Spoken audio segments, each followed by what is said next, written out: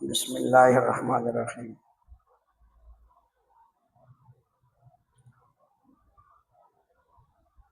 اپنے پڑوسیوں کے ساتھ اچھا سلوک، اچھا برتاؤ،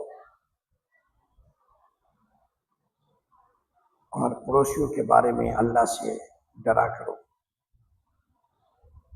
نبی کریم صلی اللہ تعالی علیہ وسلم نے ارشاد فرمایا کہ جبرائیل علیہ السلام میرے پاس آئے اور مجھے پڑوسیوں کے بارے میں بتانے لگے، اور اتنے حقوق بتائے کہ مجھے محسوس ہونے لگا کہ پڑوسیوں کو کہیں وراثت میں حق نہ دے دیا جائے۔ یعنی آپ اندازہ لگائیں کہ رسول اللہ صلی اللہ علیہ وسلم نے پڑوسیوں کی کس قدر ان کے بارے میں تاکید فرمائی ہے۔ اگر پڑوسی آپ سے خوش نہیں ہے اور آپ کی بد اخلاقی سے یا آپ کی زبان کی بول سے، تو سمجھ لیں کہ یہ ہمارے ایمان کے لیے بھی خطرہ، ہمارے دین کے لیے بھی خطرہ، اور ہماری زندگی کے لیے بھی خطرہ۔ کیسے برکت ہوگی، کیسے اتفاق ہوگا؟ اس لیے ضروری اس امر کی ہے کہ ہم دوسروں کا احساس پیدا کریں اپنے دلوں میں۔ جب ہم دوسروں کا احساس اپنے دلوں میں لائیں گے تو پھر سارے مسائل آسان ہو جائیں گے۔ کوئی دکھی ہو فوراً اس کے دکھ میں پہنچو، شریک ہو جاؤ۔ کوئی پریشان حال ہو، اس کی پریشانی کو اپنی پریشانی سمجھ کر اس میں شریک ہو جاؤ۔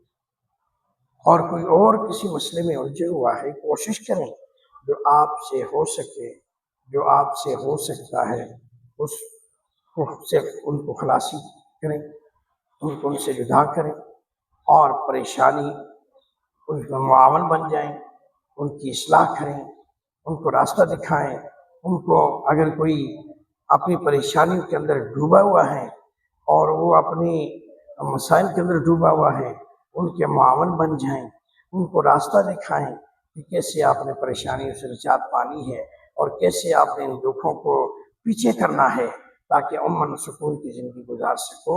یہ تب ہوگا جب دوسروں کا احساس پیدا ہو۔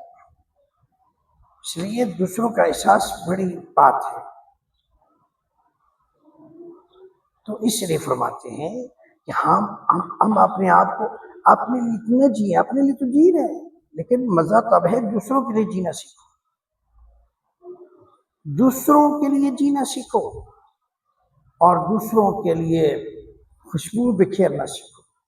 دوسروں کے راستوں میں پھول نچھاور کرنا سیکھو۔ دوسروں کے لیے راحت سکون بننا سیکھو اور دوسروں کو راحت پہنچانے والے بنو، دوسروں کو سکون پہنچانے والے بنو۔ جب دوسروں کو سکون پہنچاؤ گے، دوسروں کو راحت پہنچاؤ گے، دوسروں کے بارے میں اچھی سوچ، مثبت سوچ سوچو گے، تو اللہ تمہارے لیے بھی راستے آسان کرے گا۔ اس لیے اگر تم یہ چاہتے ہو کہ اللہ رب العزت کی مدد اور نصرت شامل حال ہو، تو تمہیں چاہیے کہ تم اپنے لیے جو پسند کرتے ہو وہ دوسرے بھائی کے لیے پسند کرو۔ اپنے لیے کسی لڑائی کو پسند نہیں کرتے، دوسروں کے لیے بھی یہ پسند نہ کرو۔ اپنے لیے اگر آپ کسی کے ساتھ کوئی آپ کو برا بھلا کہیں نہیں پسند کرتے، تو آپ بھی اپنی زبان کو کنٹرول کریں، کسی کو برا بھلا مت کہیں۔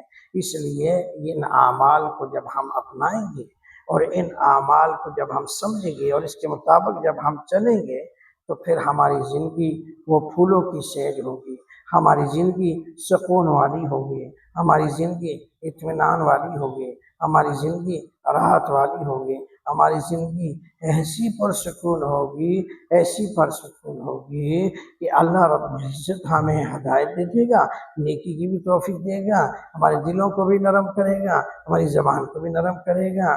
زبان سے وہ الفاظ بولیں گے جو رب کی چاہت اور رب کی خوشی ہوگی، تو جب اس کی چاہت کے مطابق ہم الفاظ بولیں گے تو مسائل ہمارے لیے آسان ہو جائیں گے، اللہ کی تائید حاصل ہو جائے گی، اللہ کی مدد حاصل ہو جائے گی۔ تو اس لیے ضرورت اس امر کی ہے کہ ہم اپنے اخلاق کو پہلے پیش کریں اور دوسری مخلوق کا احساس ضرور کریں۔ اس لیے کہ دوسری مخلوق کا اگر احساس نہیں ہوگا تو پھر معاملات خراب ہوتے چلے جائیں گے، امن نہیں آئے گا۔